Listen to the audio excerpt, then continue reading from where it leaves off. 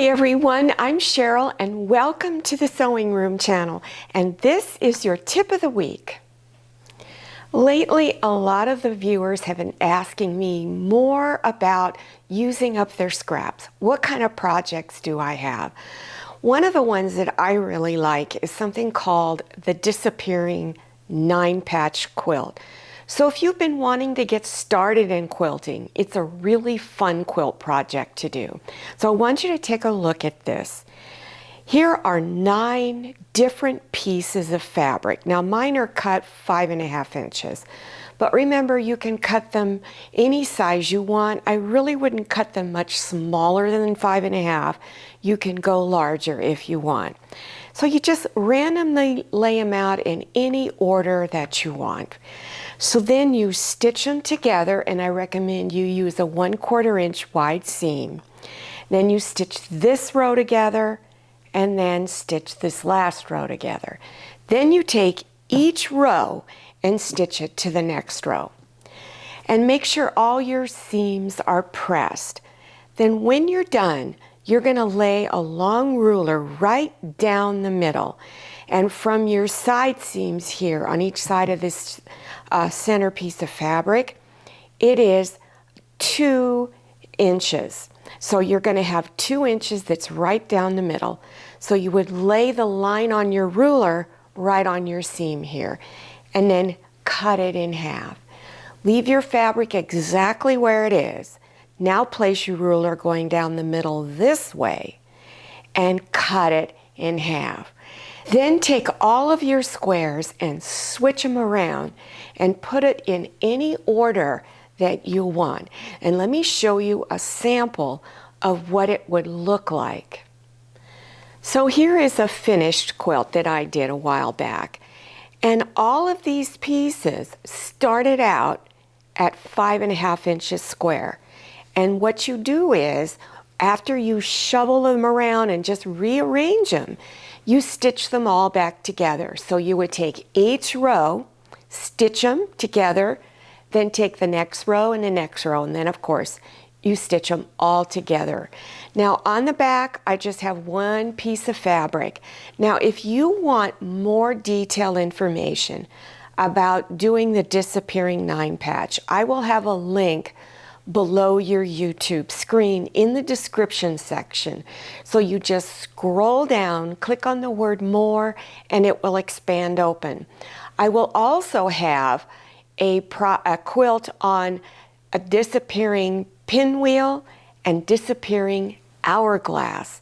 And it's just amazing how you start out with large pieces, you cut them into smaller pieces, and it just turns out fabulous. A completely different design than what you started out with. So this is the Disappearing Hourglass. So what it is you start out with triangles. You make half square triangles and you rearrange them. Then after you've cut it up, this is how it turns out. I like to make a lot of drink coasters out of my scrap fabric, and I usually make them round or square. Usually about a 5-inch diameter circle or a 5-inch square is usually the average size for making drink coasters. But you don't always have to make them that shape. You can make them any shape you like. So here's an example of one. I had this beautiful fabric with this saying all over it. And it's a pretty large, it's more than 5.5 inches. So what I did was I cut out a rectangle shape, then cut the corners off.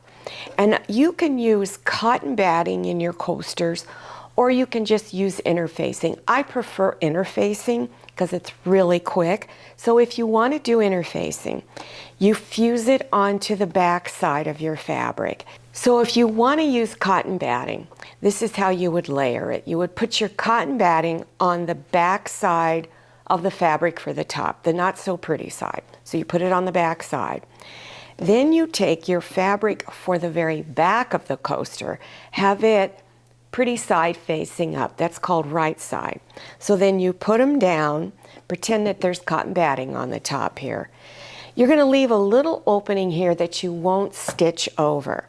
So stitch around with a 1/4 inch seam, and then you would turn it front side out, give it a good pressing, turn those edges inside, and then stitch that opening closed.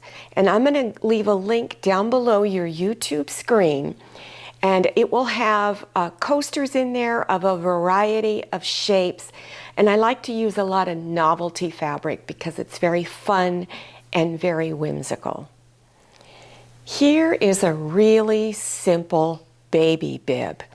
Now, there are a variety of sizes. This is 1, 2, 3, 4, 5, 6, 7, about 7 inches in diameter. And then I just cut a curved shape up here. Now, I used a little bit of bias tape up here at the top, but I didn't use it on the edges. So what I did was I brought front sides together of the fabric, stitched around here, then turned it front side out, and then put the bias tape on. Now, one of the reasons why I'm talking about this baby bib is I have a ceramic item in my home that I've been trying to figure out how I could decorate it for Christmas. And what I did was I took this baby bib to use as a decoration. So let me show you how it turned out. Isn't this pretty? So here is the baby bib. I did cut it a little bit larger up in here so that it would fit around the neck of this rooster.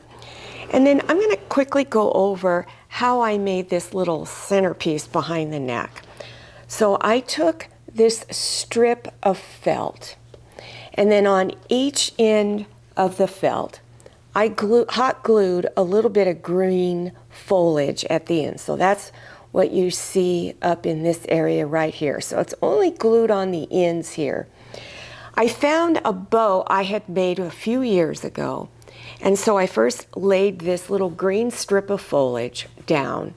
Then I took the bow, and it's made out of wire ribbon, pressed it down on top, and then these little gold, they look like little flowers or poinsettias, are clips. They're Christmas decorations that I got from Dollar Tree, and there's little clips on them.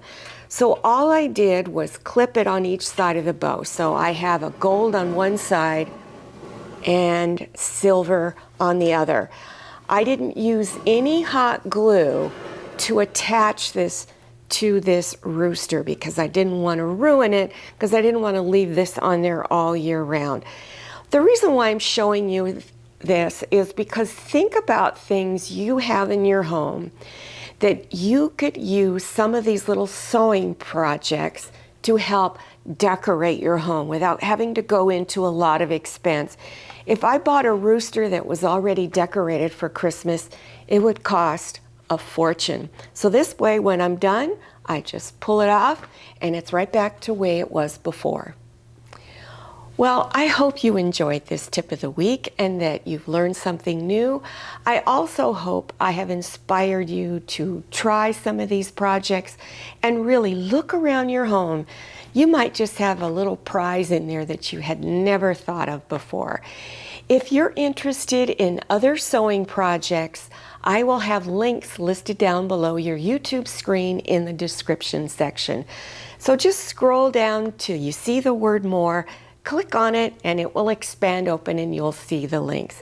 Now don't forget to follow me on Instagram and make sure you check out my Facebook page. Thank you so much for watching. I'll see you next time, and happy sewing.